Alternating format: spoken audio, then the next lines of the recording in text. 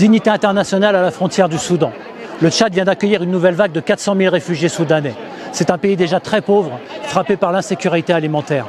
La majorité de ces réfugiés sont des femmes et des enfants. On dénombre un nombre important de mortalité infantile, notamment en raison de la malnutrition, en raison de la typhoïde et la saison du paludisme. Dignité internationale vient de distribuer 1053 kits alimentaires. En plus de ces kits alimentaires, ce sont des moustiquaires et des kits d'hygiène qui viennent d'être distribués. 1053, c'est déjà beaucoup, mais ça reste très insuffisant. Dans le camp de Milé où je me trouve actuellement, on dénombre à peu près 37 000 réfugiés. 37 000 personnes, c'est une véritable ville. Une ville peuplée de familles endeuillées qui ont tout perdu, tout laissé derrière elles. On a recueilli de très nombreux témoignages de personnes qui ont perdu des proches parents, leurs propres enfants, leurs époux.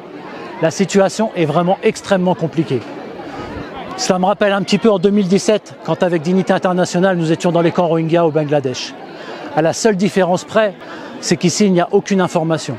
Personne ne parle de cette crise qui est certainement l'une des crises humanitaires les plus importantes à l'heure actuelle. À l'époque, il y avait vraiment une mobilisation internationale, un élan de solidarité. Donc je lance un appel à la générosité. Il n'y a pas de raison que non plus ne puisse pas bénéficier d'aide. Les besoins sont énormes en eau, en aide alimentaire, en accès aux soins. Et tout ça ne peut se faire que grâce à vous. Nous comptons sur vous, aidons ces réfugiés qui ont tout perdu. Merci beaucoup, Barakallahu Fikoum.